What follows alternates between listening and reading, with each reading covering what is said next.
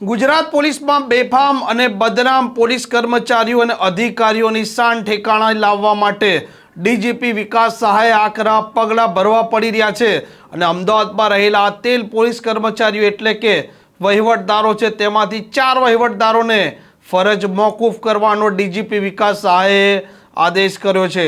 વિગતવાર વાત કરવી છે શું તપાસમાં સામે આવ્યું હતું તેની।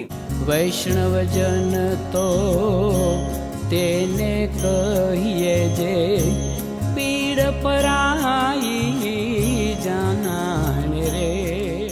નમસ્કાર, આપ જોઈ રહ્યા છો નવજીવન ન્યૂઝ અને હું છું આપની સાથે તોફિક ગાંચી। ગુજરાતના પોલીસ બેડામાં બેફામ અને બદમાશ પોલીસ કર્મચારીઓ અને અધિકારીઓ તેમની કોઈ અછત નથી। સમયાંતરે તેમના કારનામા બહાર આવતા જ હોય છે। પોલીસ કર્મચારીઓ તે પોલીસ ઇન્સ્પેક્ટર, એસીપી એટલે કે ડીવાયએસપી કક્ષાના અને આઈપીએસ કક્ષાના અધિકારીઓના વહીવટદાર બની જતા હોય છે અને એક જગ્યાએ ચોંટેલા રહેતા હોય છે।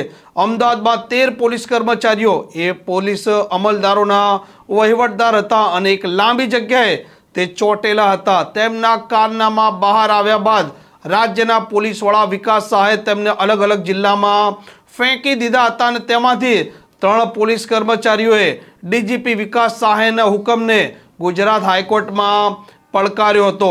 આ સમગ્ર કેસની તપાસ સ્ટેટ મોનિટરિંગ સેલના ડીઆઈજી નિર્લિપ્ત રાયને સોંપવામાં પણ આવી હતી અને ડીઆઈજી નિર્લિપ્ત રાયે ડીજીપી વિકાસ સહાયને જે રિપોર્ટ સોંપ્યો તેમાં આ 4 પોલીસ કર્મચારીઓ છે તેઓની બેદરકારીને ભૂલ સામે આવી છે।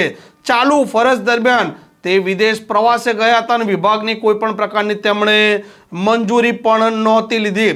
આ 13 પોલીસ કર્મચારીઓમાંથી 4 પોલીસ કર્મચારીઓને ફરજ મોકૂફનો આદેશ રાજ્યના પોલીસ વડા વિકાસ સહાયે કરતા આ બદમાશ અને બેફામ બનેલા પોલીસ કર્મચારીઓ અને અધિકારીઓમાં ફફડાટ વ્યાપી જવા પામ્યો છે। કયા 4 પોલીસ કર્મચારીઓને ફરજ મોકૂફ કરવામાં આવ્યા છે તેમના નામની વાત કરીએ તો ફિરોજ ખાન પઠાણ, હરવિજયસિંહ ચાવડા, મહિપતસિંહ ચૌહાણ અને મહેન્દ્રસિંહ દરબાર આ 4 પોલીસ કર્મચારીઓ છે તેમને રાજ્યના પોલીસ વડાએ અત્યારે ફરજ મોકૂફ કરવાના આદેશ આપ્યા છે।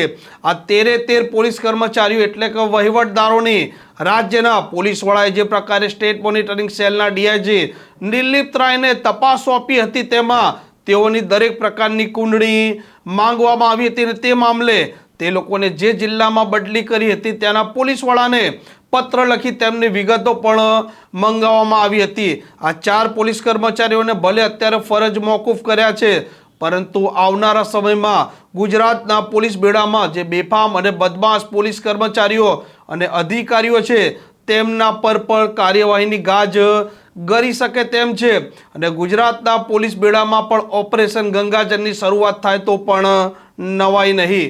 આ પ્રકારના સમાચાર માટે નવજીવન ન્યૂઝ ચેનલ જોવાનું અને સબસ્ક્રાઇબ કરવાનું ભૂલતા નહીં।